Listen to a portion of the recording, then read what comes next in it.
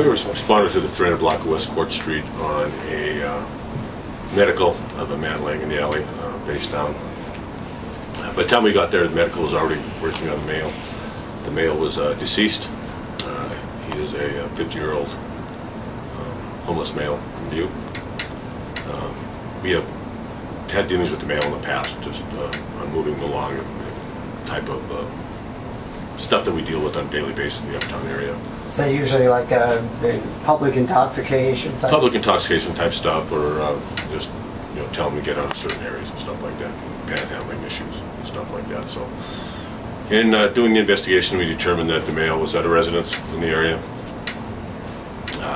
Him and the person he was staying with were without alcohol for a couple of days. They said the witness stated that the male was very sick. He left the residence to go to another friend's house at about 5 o'clock. He said the witness stated when he went outside at about 6:30, he discovered the male in the alley behind their back door.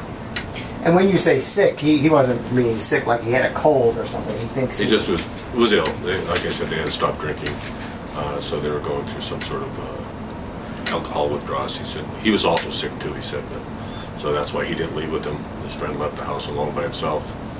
We went out about an hour and a half later. He discovered him by his back door.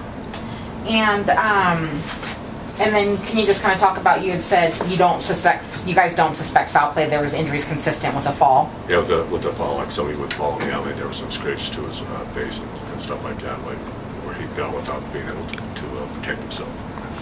And in your line of work, in your experience, can you kind of talk about maybe what you've witnessed in terms of how dangerous when people are DTing, I guess, is the thing? Going through withdrawals from alcohol is it's a very serious situation. So I know at our detention center we run into that on occasion where somebody is coming in and going through withdrawals. We get them medical attention right away. They suffer from severe dehydration and other symptoms. So we try to get them help right away so we don't, so the male doesn't die, or the person doesn't die. So it's more than just feeling like bad, like they want to drink. I mean, it actually can be fatal. Oh, it can be. Your organs shut down and it can be fatal. Is it? I mean, I've heard of like with heroin and other drugs, but alcohol. Alcohol is very severe. Alcohol is one of the most severe withdrawals you can go through, due to the fact that it shuts down your organs and you either go into seizures and you can die from it. And you deal with that. How often does the jail have to deal with that?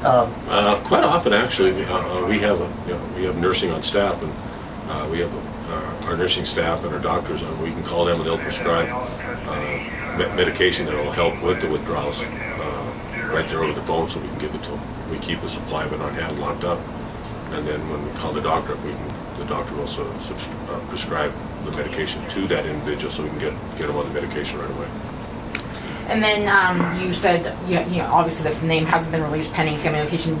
Is he known to have family in Butte? Like, does he have strong ties to Butte? I don't know. That I don't know. I don't know where he is actually from, but I know he has been in the Butte area for a while.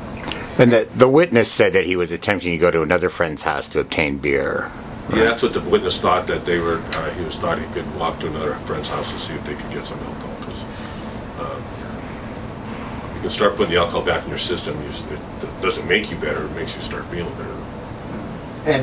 And I guess true, you guys, maybe a lot of people that you deal with, that you put in jail, is alcohol a part of their kind of the problems that get them there? I mean, is there a lot of people we book in our detention facility are under the influence of alcohol. And we do deal with a lot of the homeless in the area that do cause disturbances, and they are under the influence of alcohol. So if you take them off that substance for a period of time, they will start going into withdrawals, and then we have to deal with that. Yeah, you mentioned before, don't they kind of live at a certain level of intoxication? Sometimes they do, yeah. Sometimes they do, but again, they're without money and without the ability to purchase alcohol, so they will go into the withdrawals. And you see a lot of some of our homeless people are laying in alleys and sleeping on sidewalks and stuff, and they are either coming down or just coming off the effects of alcohol most of the time. So just feeling really so that's why we respond, with medical to all the people that we have in the uptown area. If we find them sleeping on sidewalks and stuff, we always respond medical to make sure that That is just that it isn't. They aren't going to alcohol withdrawals or something more serious.